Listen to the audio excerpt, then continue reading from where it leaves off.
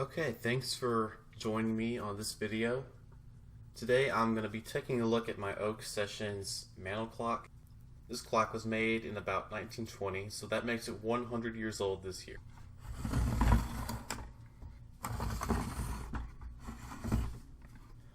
The back door is held in with this little switch here. And taking off the back door, on the other side here is the repair marks of all the previous clock repairmen who worked on this.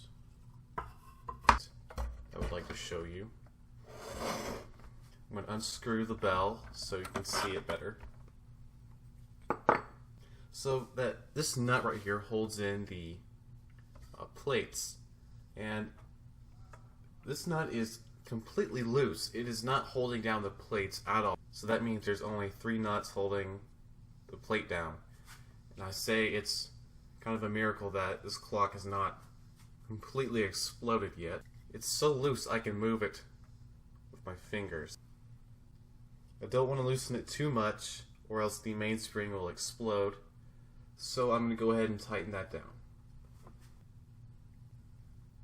Okay, I tightened the nut back down as much as I could, and it looks like it's pretty tight for now, but I will have to eventually take the movement out. Okay, so the biggest issue with this clock, bigger than anything else, is that both mainsprings are very rusty.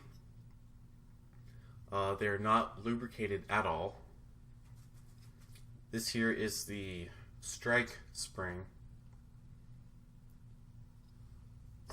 Might be a bit dusty. Nope, that's all rust right there.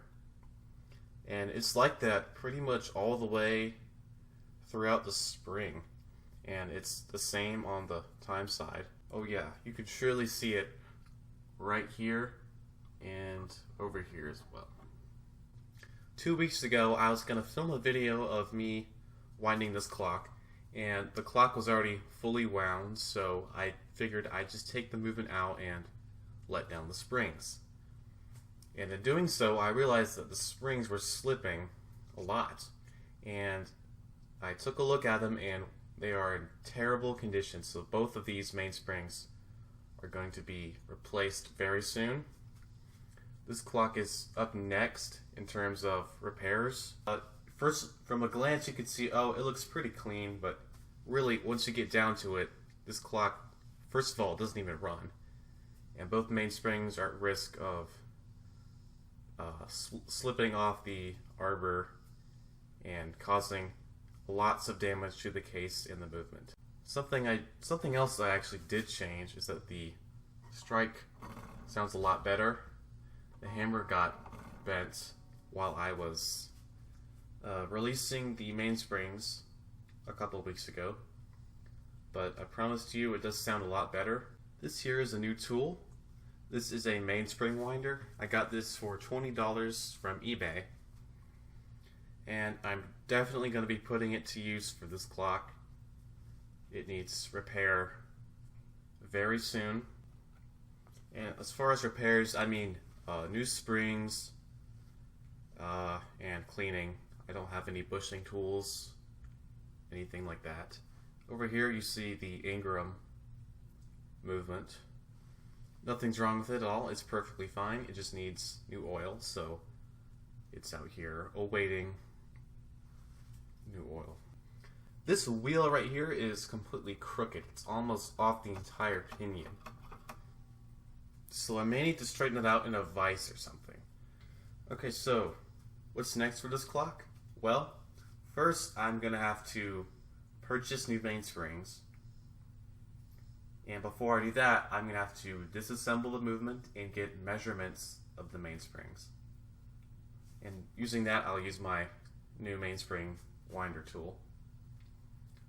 Also, I'm going to have to completely clean this movement, run it through the ultrasonic cleaner, and I'm going to have to take a look at all the bushings, which I haven't really done. And by the looks of it right now, it looks okay, but I'm sure if I get a closer look, I'll see many more problems. And I need to straighten out this wheel. So this really was just a short video about this clock.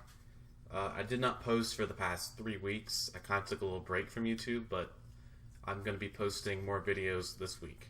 So be ready for that. And a lot more videos are going to come on this clock soon. Maybe not this week, but next couple of weeks you'll probably see a couple videos of me taking apart this movement. Okay, something else I thought everybody will find interesting is that the pendulum bob for this clock, it's actually a motor for a Telechron clock. This motor has a date on it. Here it says 115, and that is a date code for January of 1951. So it's pretty cool to see that someone in the past has turned an old clock motor into this pendulum bob. Anyways, thanks for watching. I hope you enjoyed this video. Please subscribe if you did. Also, like the video if you enjoyed it. I will be posting more videos this week, and be sure to subscribe so that you get notifications for those videos. Goodbye.